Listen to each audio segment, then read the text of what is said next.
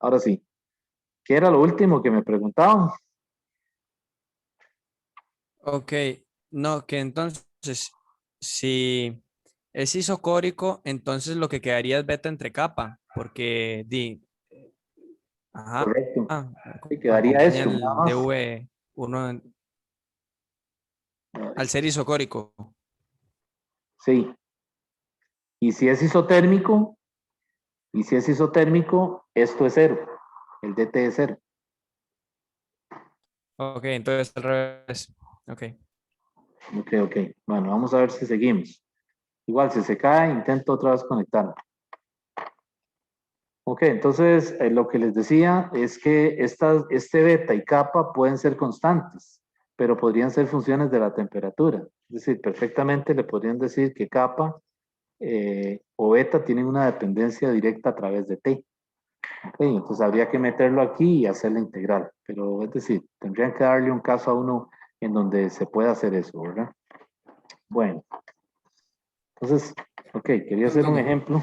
Les dije, Profe, una pregunta. dígame. Las últimas dos cosas que tiene escritas, ¿qué es? Es que no se ve nada en la, al menos yo no puedo ver nada en la pizarra aún.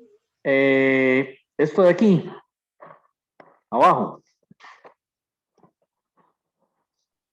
eh, Son que no- son que beta es función de T y que kappa puede ser función de T. Esto es esto. Gracias. Ok, Profe, dígame. yo creo que, bueno, no sé, eso fue como lo que yo creo que estaba diciendo el compañero de antes. Y es que cuando es Ah, isocórico, digamos, entonces el DV es cero, ujú.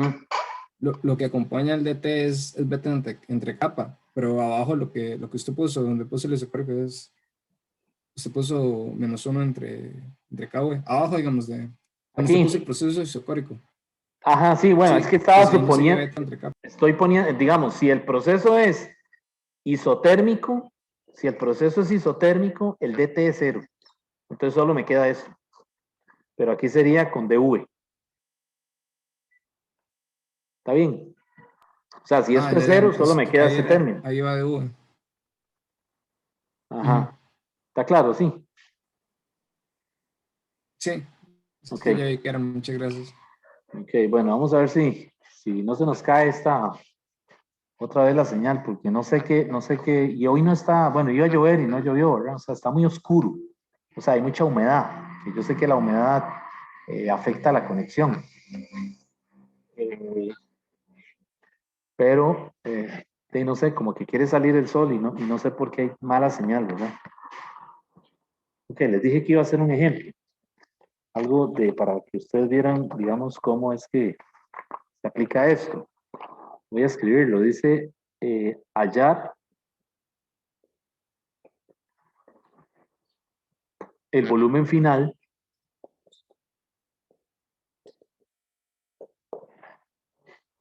de 200 gramos de agua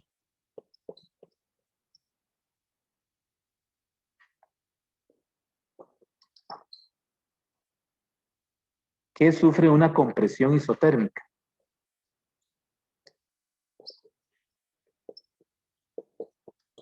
O sea, una compresión a temperatura constante, ¿verdad? Una compresión isotérmica.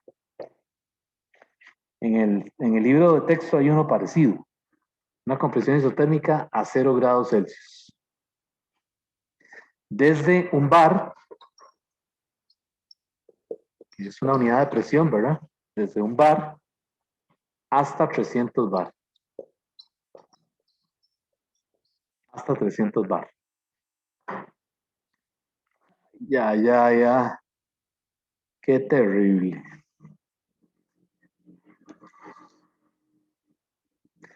¿Sí me oyen? Sí. Sí. Sí. Ok. Es que, no sé, como que la computadora está como pegada. No sé qué está pasando con la señal. Ok, vean el problema, jóvenes. Dice hallar el volumen final de 200 gramos de agua que sufre una compresión isotérmica a 0 grados Celsius desde un bar, que es la presión inicial, hasta 300 bar, que es la presión final. bar ahí es una unidad, ¿verdad? Es una unidad de presión. Creo que un bar era 10 a la menos 5 pascales, me parece a mí. Hay que buscar la conversión. Entonces, ¿qué es lo que le está diciendo ahí que utilice? Bueno, le está diciendo que parta del hecho de que kappa T, ¿verdad? Es menos 1 sobre V, derivada parcial de V respecto de T constante. ¿De acuerdo? Puede ser de ahí, o si no, del diferencial anterior, ¿verdad? La cosa es que me dice que es una compresión isotérmica. Entonces ya sabemos que al decirnos que es una compresión isotérmica, la temperatura es constante. Por lo tanto, el diferencial de T vale 0, ¿verdad? Esto que está aquí, compresión isotérmica, implica que el dt es 0, ¿verdad? En el diferencial que vamos a utilizar. Entonces de aquí yo puedo escribir esto así, dv sobre v es menos kappa dp.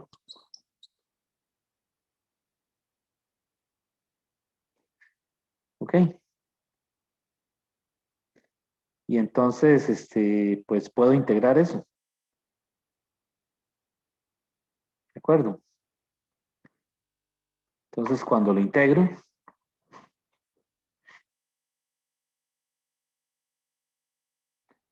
me queda el logaritmo natural de v, ¿ok? Más una constante C1.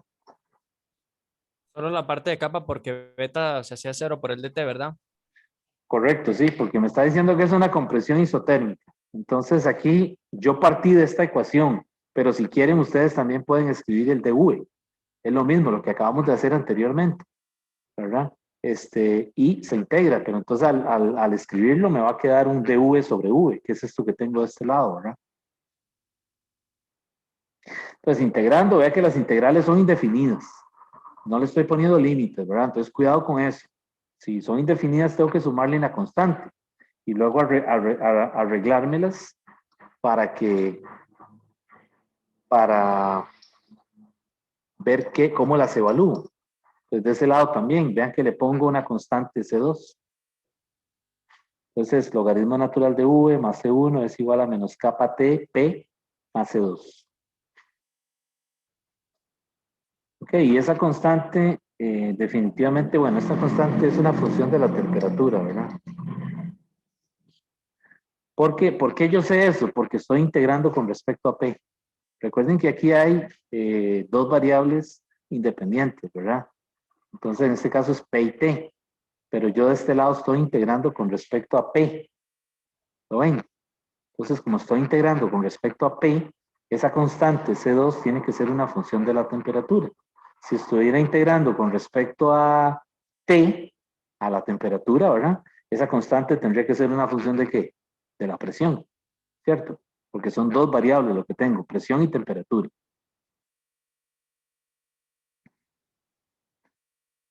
Y entonces, de los datos del problema, yo puedo sacar el volumen inicial.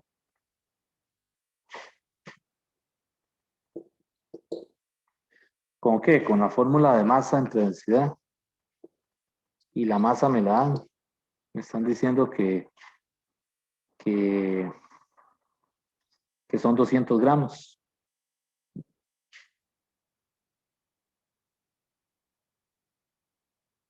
Que los puedo pasar a kilogramos, ¿verdad? 200 gramos lo divido entre 1000.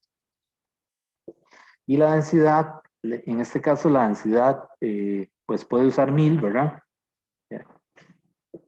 10 a la 3 kilogramos sobre 1000, sobre metro cúbico. Y ahí tengo el volumen inicial, ¿verdad? Porque tengo que ponerle límites a esto, ¿verdad? Tengo que evaluar la constante o poner, aquí hay dos posibilidades, o le ponen la constante o le evalúan los límites, ¿verdad? Del volumen inicial al volumen final. Ok, también esa es la otra posibilidad, ¿verdad? Como ustedes gusten hacerlo. Aquí también podría ser que quiten la constante y le pongan evaluar del volumen inicial al volumen final. ¿Está bien?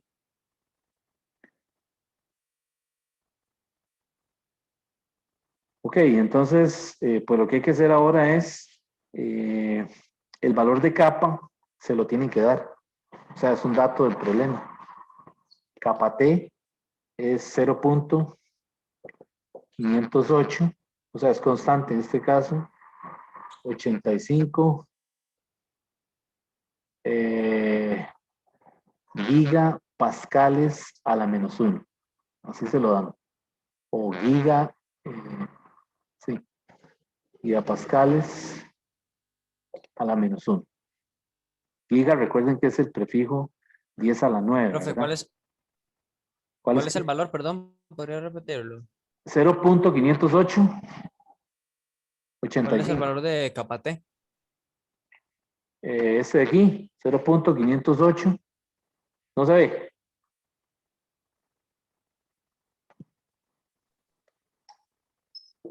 0.508. Lo estoy poniendo de este lado, abajo, porque tal vez ahí el reflejo no lo ven. 0.50885 gigapascales a la menos 1. Giga es 10 a la 9, ¿verdad?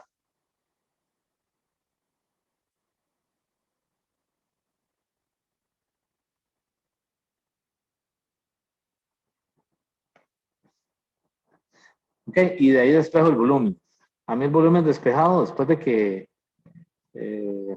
utilizo los datos, ¿verdad? Me queda esto. Volumen final es exponente a la logaritmo natural de volumen inicial menos capa T, presión final menos presión inicial. O sea, todo eso está en el exponente. Logaritmo natural de volumen inicial menos capa T, presión final menos presión inicial. Disculpe, profe. Ah, No sé si es mi conexión. ajá. No sé si es mi conexión o la suya o ambas, pero logro ver bien partes el audio que escucho de usted se corta como si fuera latencia que tuviera usted. Sí. Entonces, Bueno, yo soy ya igual. como, ok. Llevo como 10 minutos intentando como averiguar qué es lo que está intentando decir, pero pues, entonces, Sí, es la de conexión. verdad no. Es la Yo ayer también conexión. tuve problemas de internet en una clase. Sí, tengo el chat, tengo el micrófono puesto en la forma externa para que me escuchen bien, pero si no me oye es que la conexión, aquí a cada rato en la pantalla me está saliendo un mensaje que dice que la conexión está inestable. Entonces ya es un problema de la conexión posiblemente de aquí, del internet, ¿verdad? Es decir, Sí, no, posible. yo ayer también tenía los mismos problemas y llamé y me dijeron, Y por ejemplo, ahí lo dejé de oír. No sé si usted siguió hablando, pero pues también puede ser la conexión suya, también. pero sí ha estado muy terrible todos estos días. Ujú. Sí, sí, bueno, vamos a ver, vamos a seguir aquí, a ver, ok, sustituyendo los valores, a mí esto me dio el volumen final me dio 0.20 litros. Lo pasé a litros. Entonces ven todas las unidades que hay aquí, ¿verdad? Aquí hay que jugar con un montón de unidades. Bar, grados Celsius, ¿verdad? Entonces, el problema matemáticamente no es tan complejo, pero el problema es jugar con las unidades de manera de que uno encuentre el valor correcto, es decir, que no vaya a hacer operaciones con unidades incorrectas, ¿verdad? Yo aquí, bueno, integré y de esta parte lo que hago es que si ustedes quieren aquí, de una vez, en lugar de la constante, le ponen las presiones, ¿verdad? También, de presión inicial a presión final. Es más rápido, ¿verdad? Solamente que si no le ponen los límites, si deciden hacerlo como integrales indefinidas, ¿verdad? Tienen que ponerle las constantes, ¿verdad? Se los digo porque este problema se pone en examen y se vuelan todas las constantes y todo, y entonces, es decir, el rigor del álgebra es necesario ponerlo aquí, ¿verdad? Entonces, o le ponen las constantes y las evalúan, o le ponen los límites inferior y superior y entonces los buscan, ¿verdad? El inicial es masa entre volumen. Y la capa es una constante que se la tienen que dar en el problema, o le tienen que decir que es una función de algo, una función de la temperatura o una función de la presión, dependiendo, ¿verdad? Ok, y evaluando, vean que el volumen me da 0.20. Ese volumen es muy pequeño. ¿Está en acuerdo con esto que estamos haciendo aquí? Dice que son 200 gramos de agua que se comprimen. Recuerden que el agua, la densidad es aproximadamente constante. Entonces es un líquido incompresible, ¿verdad? Entonces cualquier cambio de volumen tiene que ser como muy pequeño, ¿verdad? Y aquí lo estamos viendo, ¿verdad? El volumen final es 0.20 litros. Una cantidad muy pequeña, insignificante, ¿verdad?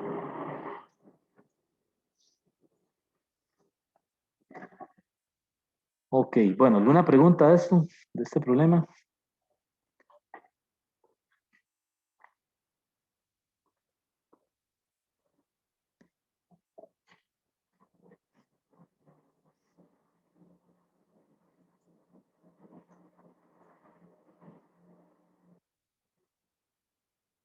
¿No hay dudas? Sí, digamos, cuando usted hizo la integral, Sí. ok, sí la evaluó de volumen final y volumen inicial, Sí, pero las constantes las quitó. sí, porque era lo que les estaba diciendo. No sé si fue que me dejaron de oír ahí con la conexión. O ponen las constantes y las evalúan, o le ponen límites, superior e inferior. Y entonces los buscan en los datos que tiene el problema, como quieran, ¿verdad? Lo que pasa es que a veces no me le ponen límites a la integral. Me dejan la integral ahí sin límites y tampoco evalúan la constante, ¿verdad? Entonces, es decir, la idea aquí es hacerlo con el álgebra correctamente.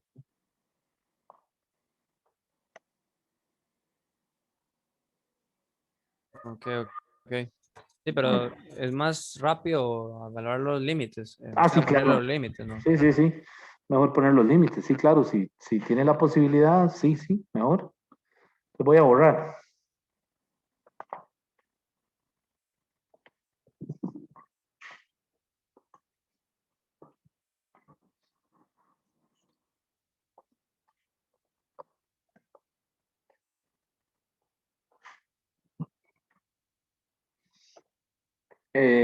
Bueno, vean, hay otros sistemas en termodinámica que tenemos que estudiar. Por ejemplo, el caso del alambre. El alambre que se estira. Es un sistema que pues se ve mucho aquí en el curso. El famoso alambre que está sujeto a tracción. Ya ustedes lo estudiaron por ahí en física general. Es un alambre, ¿verdad? Que se le aplica, tiene una sección transversal A, ¿verdad? Y se le aplica una fuerza de tracción, una fuerza aquí, FT, una fuerza de tracción. Entonces lo deforma. Entonces esta es la longitud original y cuando se le aplica la fuerza lo estira un poquito, es decir, lo deforma. Entonces aquí hay un cambio, un delta L. ¿Ok? Y ahora tiene la longitud L. Por supuesto, ese delta L es muy pequeño, ¿verdad? Es decir, esa diferencia ese aumento en la longitud es muy pequeño, ¿de acuerdo? A la hora de aplicarle esa fuerza. Entonces, esa fuerza de tracción, esa T significa tracción, ¿verdad? Lo que estamos diciendo aquí es una fuerza que se le aplica al alambre en la sección transversal A y lo estira un poquito, pero ese cambio en la longitud es muy chiquitito, ¿verdad? Entonces aquí también eso se puede ver como un sistema termodinámico y esa fuerza aproximadamente es una constante multiplicado por la diferencia de las longitudes. La longitud a la que se estira finalmente y la longitud original que tenía antes de que se le aplicara esa tracción. Y esta constante depende del problema en cuestión. Por eso puse una constante nada más. ¿Ok? Lo cierto es que la longitud del alambre experimentalmente se ve que es función de la temperatura y de la fuerza de tracción. Es decir, eso es lo que se ve en el laboratorio. Esa longitud de ese alambre varía por dos variables independientes, que son la fuerza de tracción y la temperatura.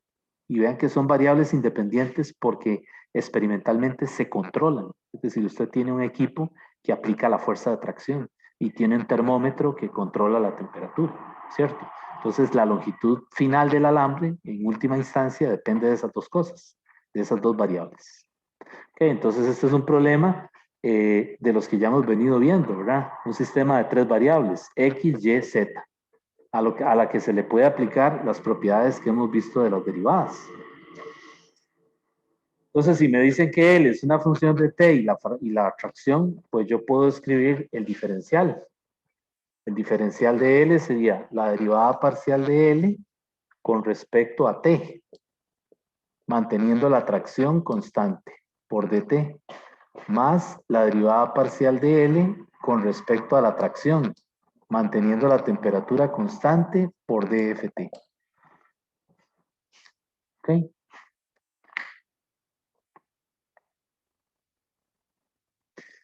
Y pues resulta que estas dos derivadas son coeficientes también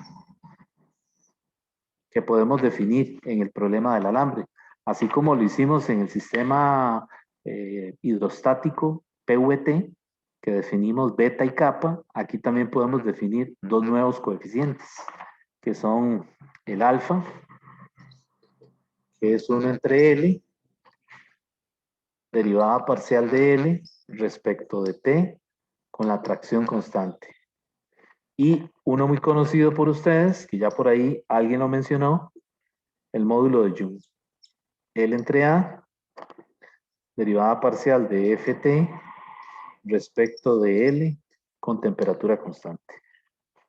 Ok, y este ya es muy conocido. ¿Ese cuál es? Ese es el coeficiente de dilatación lineal.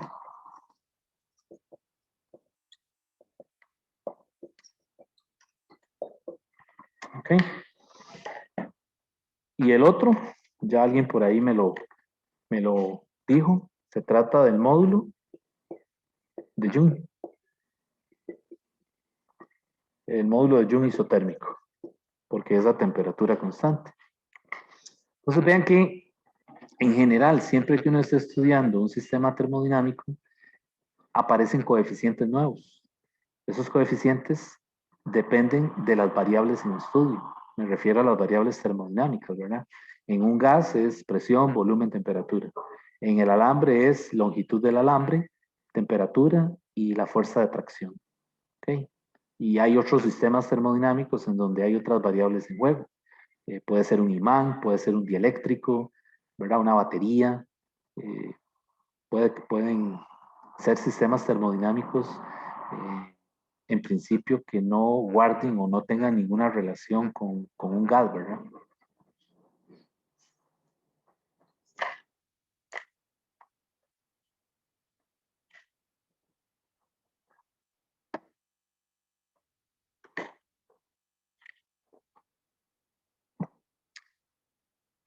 Bueno, entonces ese es el caso del alambre, que lo vamos a estar usando mucho es decir, aparece de vez en cuando en problemas a través de los capítulos, ¿verdad? Otro caso es la lámina superficial. Voy a borrar por aquí. No sé si hay alguna pregunta de esta parte. ¿Está bien? Ok, el otro caso es otro sistema termodinámico que vamos a ver por ahí, ¿verdad? En algunos problemas que sale es la lámina superficial.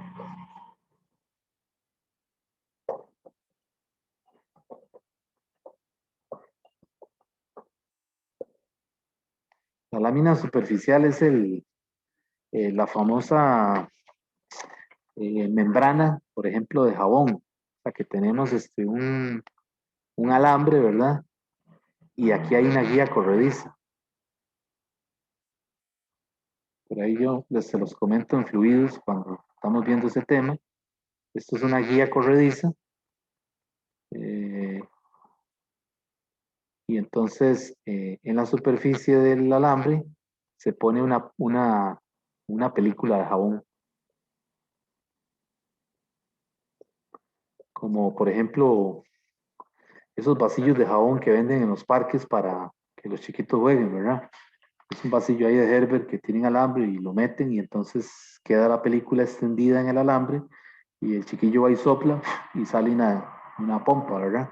Entonces, eso es un sistema termodinámico, ¿verdad? Que también se estudia mucho. Entonces, ahí está la película de jabón y resulta que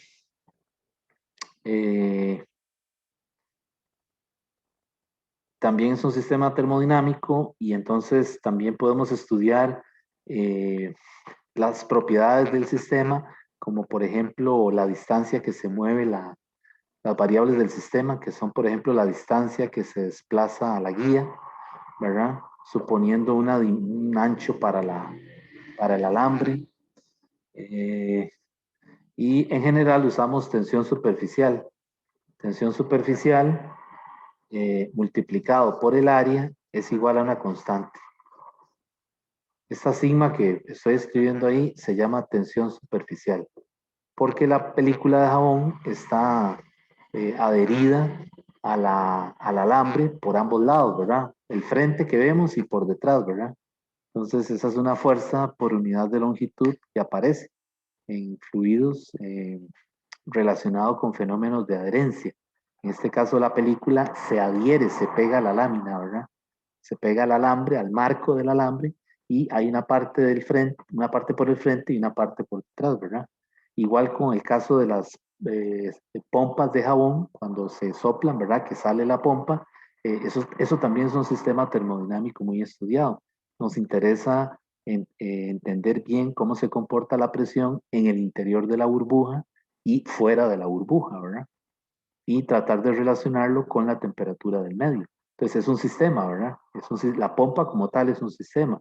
Y la frontera es, digamos, la película delgada que envuelve el aire que está en el interior de la pompa, ¿verdad? Recuerden que en los sistemas termodinámicos tenemos el universo, ¿verdad?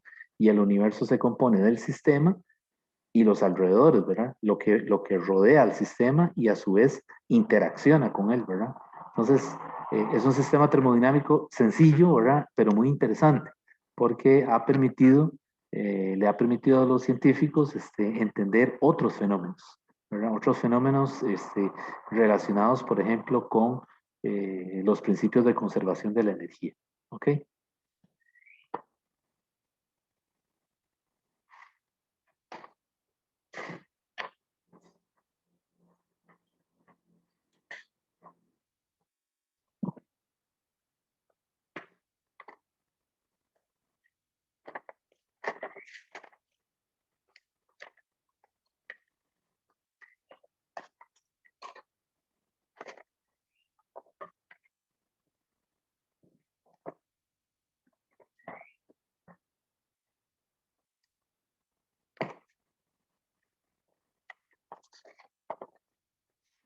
Bueno, vamos a hacer un problema.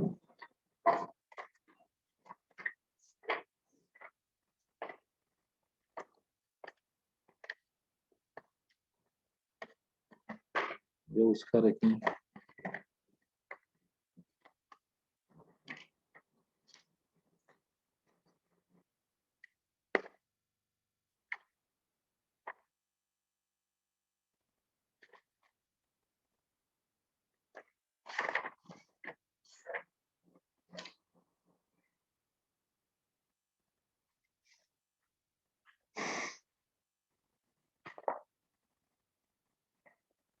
Bueno, vamos a hacer un problema del libro, del capítulo 2.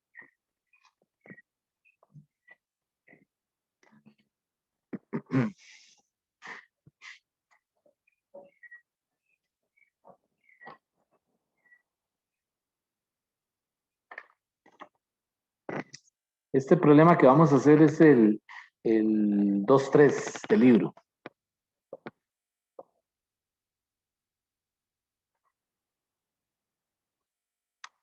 Ok, le dan esto, le dicen que conocida esta ecuación de estado, P por V igual a RT, 1 más beta V, B entre V.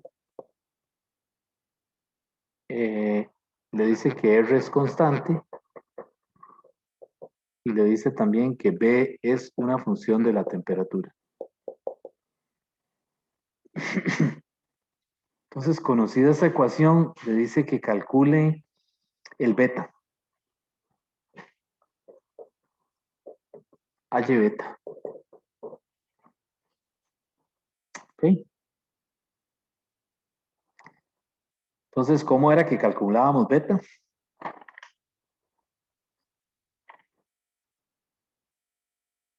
Beta era 1 sobre t, no mentira, 1 sobre v, derivada parcial de v sobre p, sobre t manteniendo p constante. Entonces le dan esa ecuación de estado y le dicen que encuentre el beta.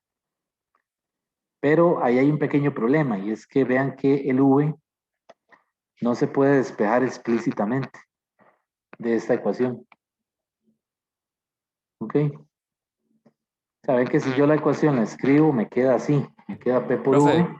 ¿Sí? perdón, ¿qué es B? B es una función de la temperatura. Ah, ok. Sí, le dan esa ecuación de estado y le dicen que la R es una constante. Supongo que es el gas ideal, ¿verdad? Suponemos aquí que es la ecuación del gas ideal. Pero esta ecuación no es el gas ideal, ¿verdad? Es una ecuación de estado, no sé cuál es, ¿verdad? Tiene un nombre, pero no sé cómo se llama. Y le dicen que en esa ecuación B es una función de la temperatura, o sea, no es constante. Y entonces le dicen que H beta.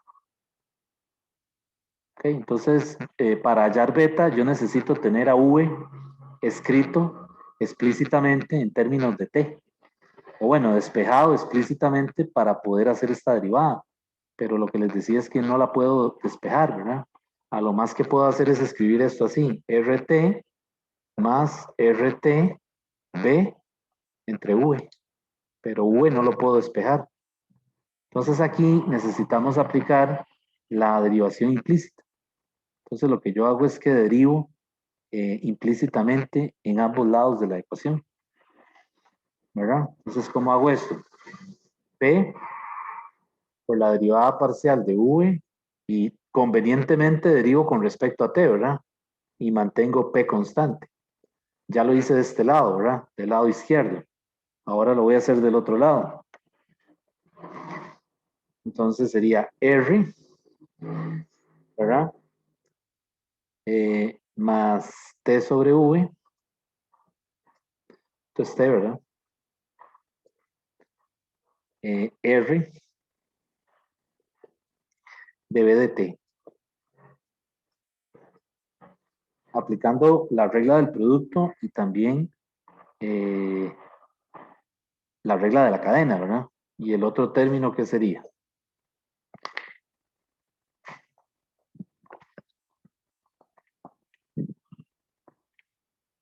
Voy a borrar aquí porque voy a tener que seguir escribiendo de este lado. Entonces vean que ya derivé este, ahora estoy en este, pero este es un producto.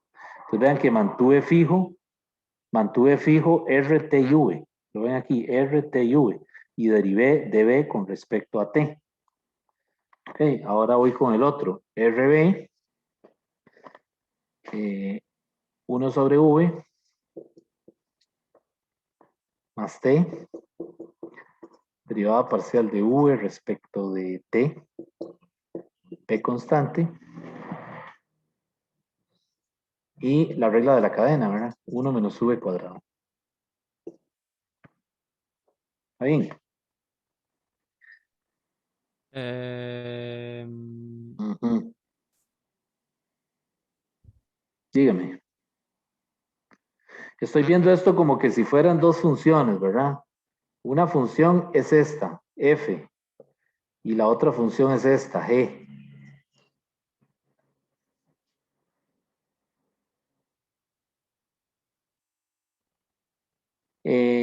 Y ahora, Ah, pues, ok, ya.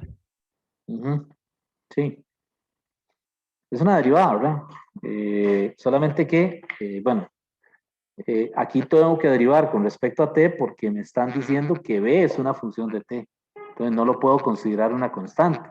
Por eso hice la derivada, ¿verdad? Más, entonces, el siguiente término. Y entonces ahí me queda así. Vamos a ver, me queda P, derivada parcial de V respecto de TP. Y esto aquí lo puedo acomodar un poquito, ¿verdad? Para que me quede R, queda igual, ¿verdad? TR entre V, dB de T. Y aquí este término lo voy a simplificar. A mí me quedó así, RB sobre V, ¿verdad? Menos TRB, V cuadrado.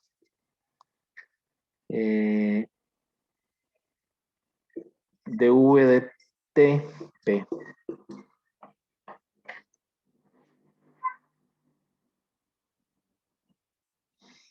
O sea, acomodándolo un poquito, nada más, ¿verdad? Y ahora lo que hago es que vean que aquí está la derivada que yo necesito. Entonces lo que voy a hacer es que este término lo paso para acá. ¿Para qué? Para ir juntando lo que necesito. Yo necesito en algún momento cambiar esta derivada que está aquí y que está aquí. Tengo que cambiarla por beta por V.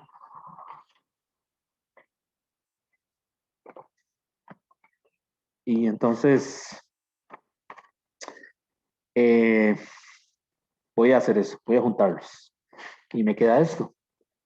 Me queda P más RTB entre B cuadrado, derivada parcial de V respecto de TP.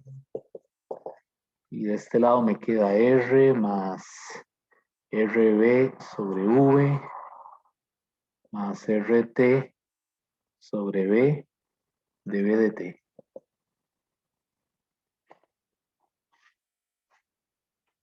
O sea, lo que hice fue que junté esas dos derivadas parciales.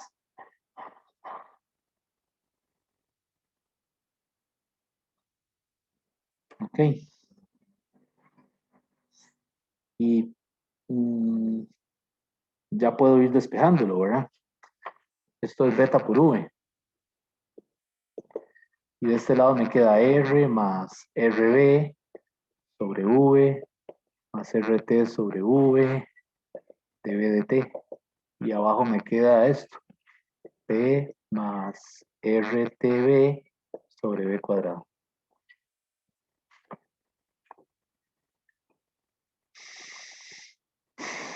Ok. Y ya de ahí puedo despejar el beta. Paso el V para acá a dividir. Y entonces el beta me queda, me va a quedar así R.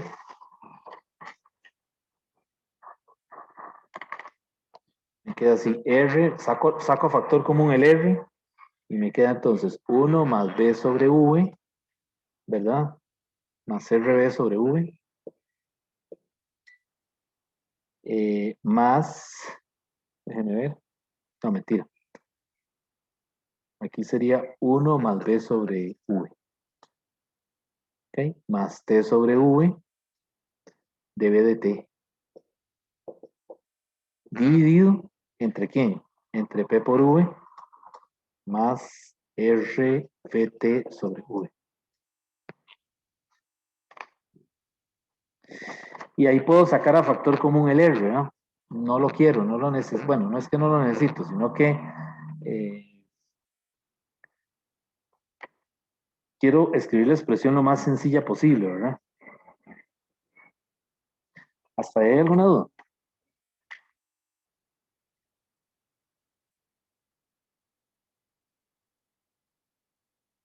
¿Está bien? Sí, Ok, profe, entonces, todo bien. dígame. ¿Hay alguna No, o duda? sea, que todo ¿Cómo bien. canceló, Ok, ok. cómo canceló ese R, el R de arriba con el R de abajo? ¿Cómo cancelé el R de arriba con el R de abajo? Bueno, arriba lo saqué a factor común. Ajá, y abajo solo lo tiene la expresión de la derecha, el P Y en 1. abajo, déjeme ver, sí, tiene razón. Eh, ujú.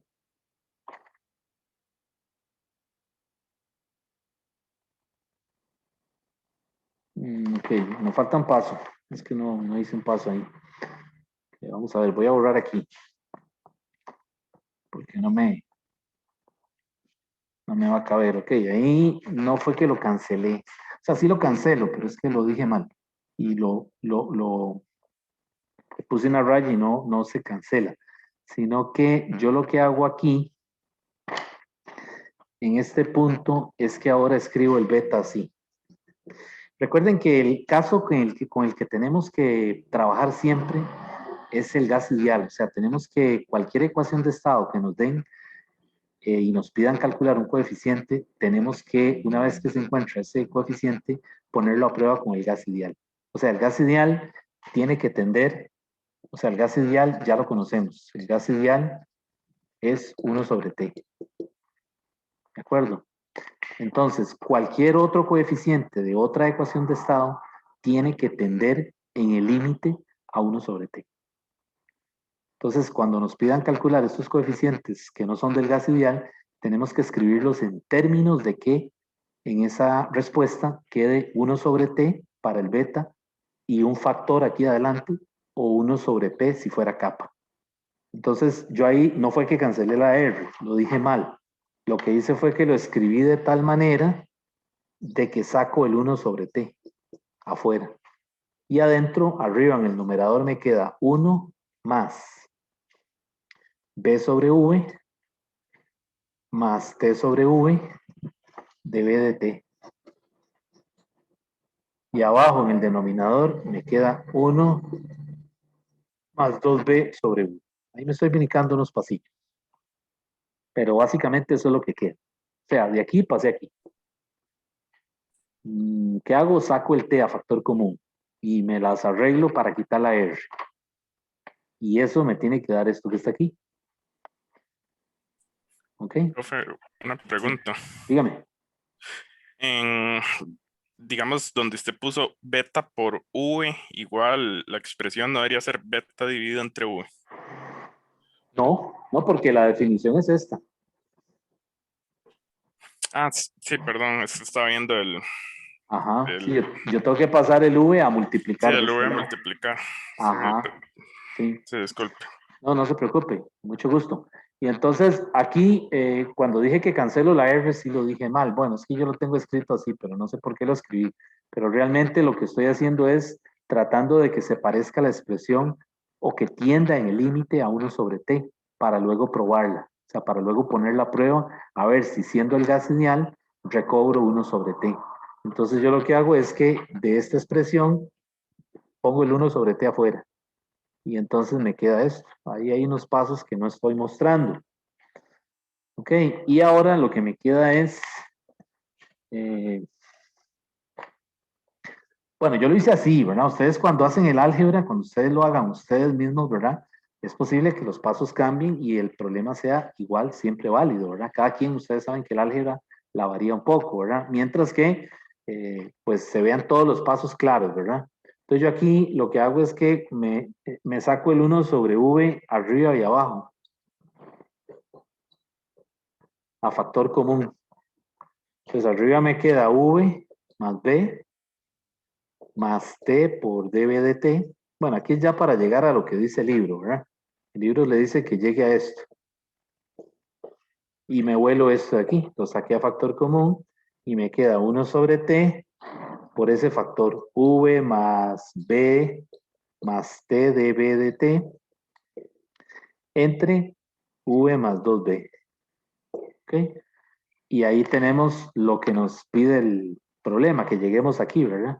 Ellos nos están diciendo que lleguemos a esta expresión. Vean que me quedó el 1 sobre T, ¿verdad? Entonces, este factor que está aquí debe convertirse en 1 cuando esto es un gas ideal, porque ya sabemos que para el gas ideal es 1 sobre T, ¿verdad? Entonces, en el gas ideal, lo primero que nos damos cuenta es que no hay una B, ¿de acuerdo? La B es 0.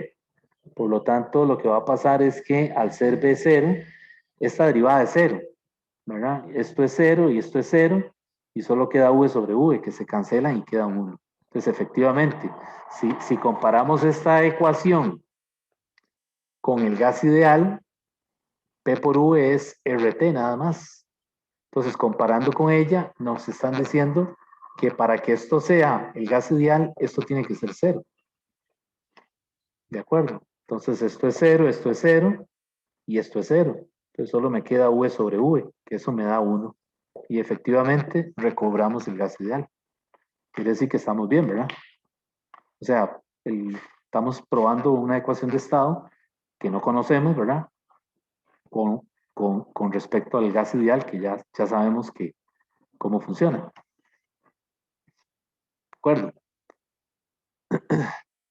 Entonces, en estos problemas, si en el examen hay varios de esos problemas, si le dice que calcule el beta o el kappa, la respuesta al final tiene que quedar en términos, tiene que tener el término 1 sobre t para beta, y si es kappa, 1 sobre p. Y adelante tiene que quedar un factor en términos de alguna derivada, de una función, qué sé yo, términos que cuando yo haga la reducción correcta, es decir, tome límite al caso del gas ideal, esos términos se cancelen y me quede 1 sobre t y 1 sobre p. ¿Ok? O sea que en general el beta de cualquier gas real, vamos a ver, pongámoslo aquí. En general, el beta de cualquier gas real es el límite del beta del gas ideal. Y igual para el kappa, ¿verdad? Entonces el beta de un gas real tiene que ser 1 sobre t por un término, ¿verdad? Un factor, un cociente, ¿verdad? Puede ser que tiene que tender a ¿qué? A 1. En el caso del gas, para el caso del gas ideal. ¿Ok? Entonces podemos ponerlo mejor así. El beta de, ¿cómo lo ponemos en esta anotación? 1 sobre t, el límite del beta del gas real, tiene que tender a 1 para un gas ideal. Ahí está. Esa es la forma correcta de escribirlo. ¿Verdad? Entonces, este límite tiene que tender a 1. Para recobrar 1 sobre t, que es el gas ideal. ¿Está bien? Entonces, en estos problemas no basta con calcular el beta y el kappa ahí a lo que me dio, ¿verdad?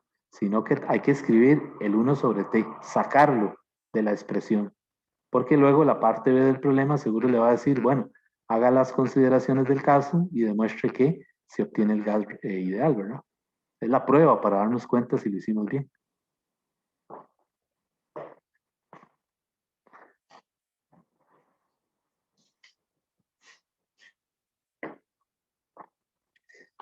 Bueno, ¿alguna pregunta de eso?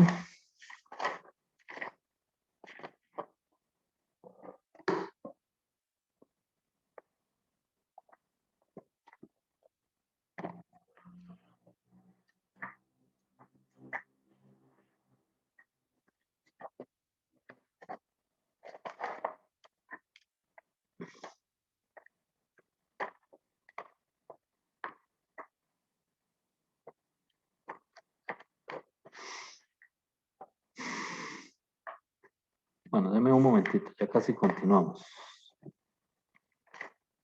El problema también dice que calcule el kappa. Entonces ahí se los dejo para que ustedes también hagan el kappa, ¿verdad?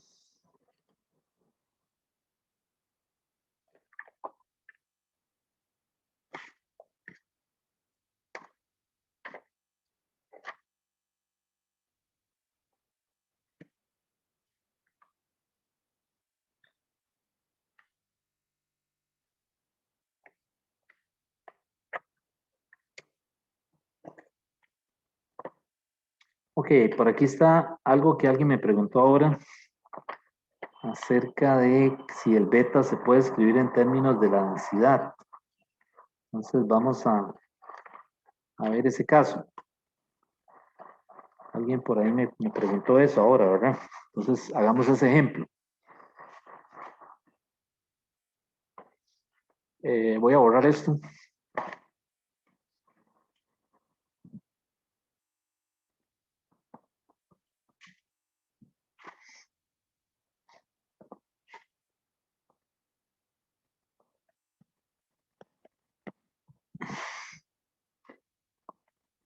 Este es un problema, lo que me preguntaron es un problema del Sears, pero ahora mismo no recuerdo en el capítulo 2 en qué parte está. Digo, del Semansky. No lo veo. Creo que es en el Sears que está, pero bueno, el problema es este. El problema le dice esto, está en el Sears, si no me equivoco. El problema lo que le dice es esto, le dice que demuestre que beta se puede escribir así. Menos 1 sobre rho, donde rho es la densidad, derivada parcial de rho respecto de t, p constante. ¿Ok? Y demuestre que kappa se puede escribir así. 1 sobre rho, derivada parcial de rho respecto de p, t constante. ¿Sí? Entonces, ¿cómo haríamos esa demostración? ¿Cómo podemos partir para hacer esa demostración?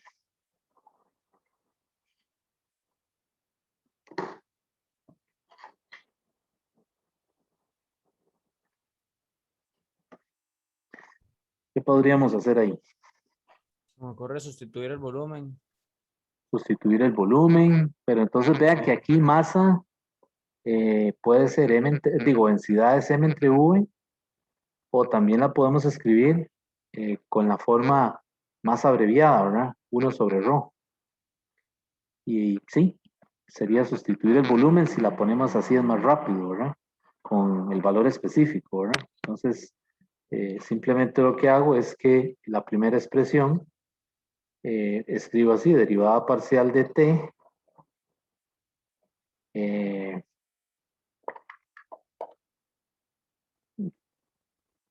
sería entonces 1 sobre v, ¿verdad? Porque vean que la beta es 1 sobre v, derivada parcial de v respecto de t, p constante, ¿verdad? Entonces, simplemente el 1 sobre v sería ¿quién?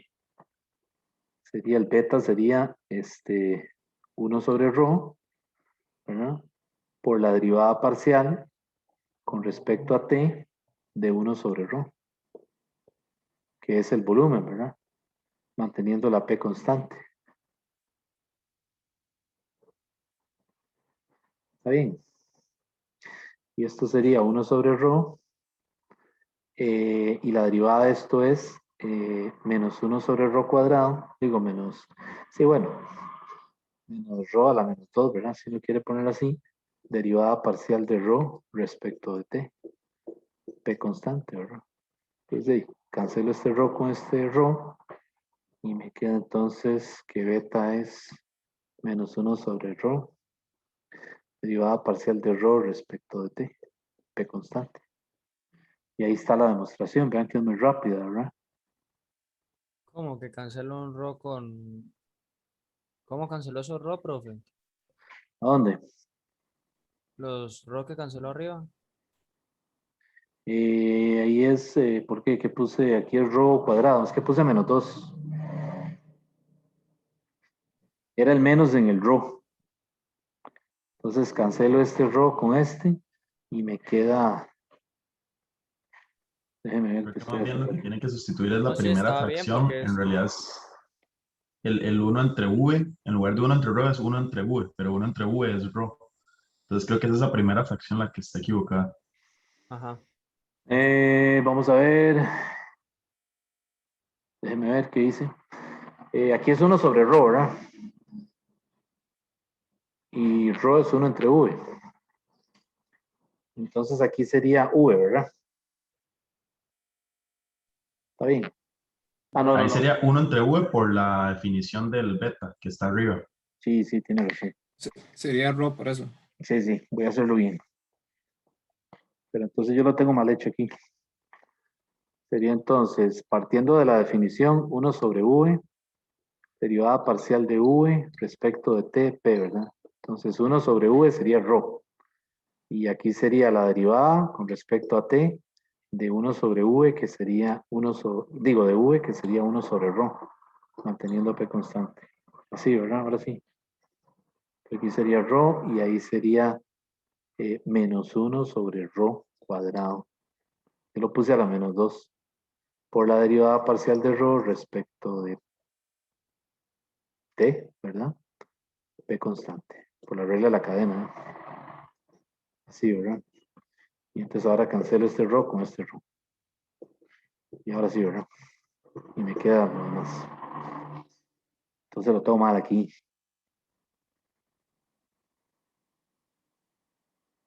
Ujú. Y capa sería lo mismo, ¿verdad?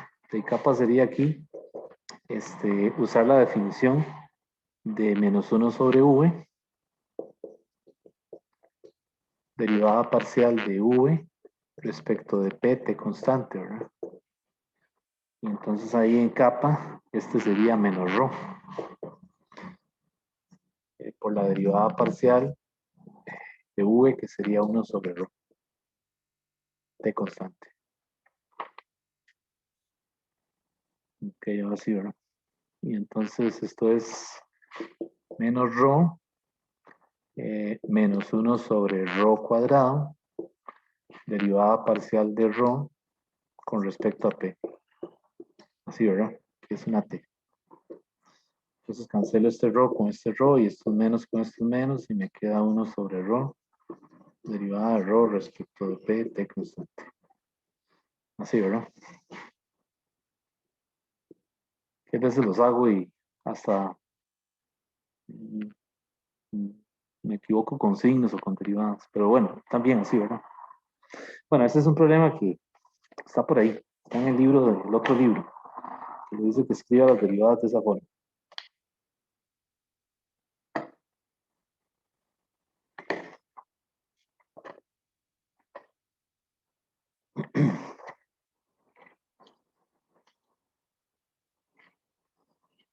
Bueno, en lo que nos queda en la clase, esperando que no se caiga, ¿verdad? Vamos a ver un tema que nos falta del formalismo, que son las transformaciones de Legendre. Esas transformaciones, pues, aparecen en el libro, ¿verdad? En algunas partes del libro, y es un tema, digamos, de la termodinámica clásica, que justifica, digamos, por qué las funciones de estado se pueden escribir en términos de otras funciones de estado y de variables macroscópicas, como la presión, el volumen, etc. Entonces, las transformaciones de Legendre lo que nos dicen es cuántas ecuaciones puedo yo escribir en un sistema termodinámico de tal forma que todas ellas sean dimensionalmente correctas. Es decir, por ejemplo, la entalpía está relacionado con la energía interna y la presión y el volumen. Es una transformación canónica, ¿verdad? La semana pasada yo les dije que la entalpía, perdón, canónica, dije una transformación de Legendre. Se me cruzaron los cables con mecánica. Perdón. Transformación canónica es otra cosa. Yo la semana pasada, o la primera clase, les dije que la entalpía, la H, ¿verdad? Que es una función de estado, yo la puedo escribir como U más P por V. Y les había dicho, recuerdo bien, que hicimos un análisis dimensional rápido. Estos son joules y esto eran pascales, que es presión, por volumen, que son metros cúbicos. Y esto me da newton metro y newton metro son joules. Así que la ecuación, al menos dimensionalmente, es correcta, porque esta U tiene unidades de joules y este producto de presión por volumen también tiene unidades de joules. Ahora, la pregunta es, ¿cuántas de estas relaciones puedo yo escribir? De manera de que no solo tenga un significado en un sistema termodinámico, sino que sean dimensionalmente correctas, ¿verdad? Es decir, ¿y qué método uso para escribirlas? Y entonces surge también la otra pregunta. La entropía y la energía interna también tienen expresiones similares, tienen esas expresiones lineales, ¿verdad? Porque esas son expresiones lineales en donde S pueda estar escrita en términos de H o de variables termodinámicas, ¿verdad? Es decir, hay una transformación similar aquí en la S y en la U, ¿verdad? Y la otra pregunta, ¿cuántas funciones más hay aparte de S, U y H? ¿verdad? Entonces, bueno, la respuesta a eso se llaman las transformaciones de Legendre o Legendre, no sé cómo se pronuncia.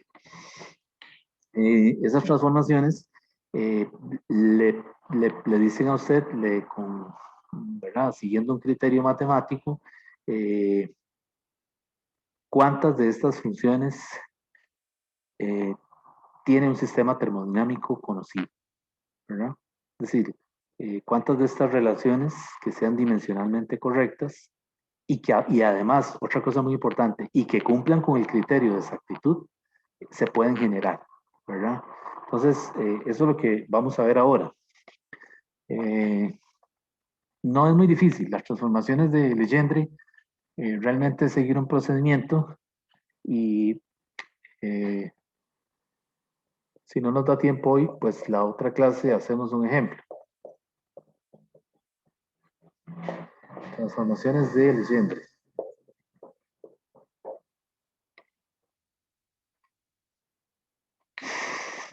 Bueno, las transformaciones de Legendre están basadas, por supuesto, en todo un aparato matemático que pues no vamos a meternos ahí porque, es decir, tiene algunos detalles que no son del curso, ¿verdad? De termo, sino que son más de la parte de, digamos, de un curso de matemática o tal vez que lo vean en un curso de métodos matemáticos, ¿verdad? Entonces, básicamente, la idea es que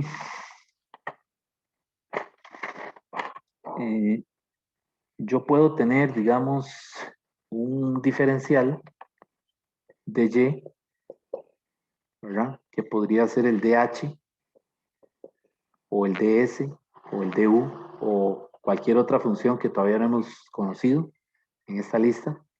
Y lo puedo escribir en términos de los coeficientes. C1 de X1, C2 de X2, ¿ok? Más Cn de Xn. Y suponemos que esto es exacto, ¿verdad? Es un diferencial exacto, una forma pfaffiana, y eso también implica que es integrable. Todo lo que hemos visto anteriormente, ¿verdad? Ok, entonces para una expresión diferencial que tenga n variables, hay una formulita para encontrar el número de transformaciones. El número de transformaciones de Legendre. Esa formulita es la siguiente. 2 a la n, 2 elevado a la n menos 1. Ok, eso me da el número de transformaciones de Legendre posibles. Donde la n se refiere al número de variables. Al número de variables en juego. Okay. Entonces, ¿cómo se hace una transformación?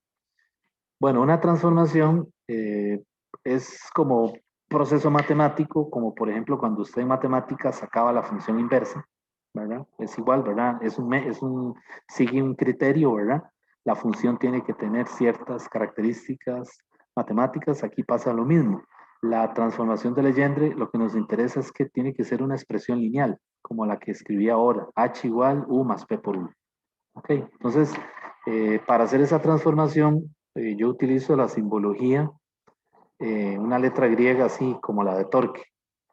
Ok, y entonces, ¿cuántas transformaciones posibles son? Bueno, la primera, Tau1, es una función de los coeficientes y las variables en juego. Entonces sería C1, el primero, y voy a quitar X2 de ahí, digo X1, y pongo el siguiente, X2, X3, observen que no está X1. Ok, lo quité, ¿verdad? Entonces la transformación tiene que componerse de Y menos C1X1. Esa es la primera transformación. Donde Y suponemos que es una función una diferencial exacta y por lo tanto es integrable, ¿verdad? Acuérdense en aquello de que si la diferencial es exacta, la diferencial de Y me da Y. Que es esto que estoy poniendo aquí. ¿Okay? Entonces esa es la primera de esa fórmula que estoy usando. ¿Cuál sería la segunda? La segunda sería T2. Esa T2, ahora vean que yo puedo poner X1, C2, X3, coma, XN. ¿Y a quién quité de ahí, de esa lista? ¿Quién no está? Con respecto a la segunda, a la primera. No está X2, ¿verdad? Entonces ahora la siguiente transformación tiene que ser Y menos C2 por X2. Y así sucesivamente para todas las posibles transformaciones que yo tenga, ¿verdad? Entonces la siguiente, la enésima, ¿quién es? La enésima es, colecciono las variables X1, X2, X3 y de último dejo a Cn, el coeficiente enésimo. Entonces la transformación para este es Y menos Cn XN. Okay, entonces, este es digamos, un procedimiento rápido para escribir una transformación. Simplemente la variable que está en juego en la transformación es la que no está en la escogencia. Digamos, en la escogencia que uno hace aquí, ¿verdad? Entonces, por ejemplo, esta transformación es parecida a esto, ¿verdad? A P por U, ¿verdad? Pues en este caso, Y hace las veces de la variable de estado. Y en este caso, pues la V, es decir, depende del sistema, ¿verdad? Recuerden que esta constante puede ser función de otras variables o puede ser una constante en sí misma. Entonces, depende del sistema PV que se esté estudiando, ¿verdad? Es decir, una de estas dos puede ser función de otra variable a su vez, ¿verdad? Entonces, ya aquí no podemos compararlo con eso, pero sí una de ellas hace las veces de la constante y la otra hace las veces de la variable, ¿verdad? Bueno, entonces, ¿Cómo más P por U ese? perdón, Como en U más P por V. no lo entendí. Repítamelo otra vez, por favor.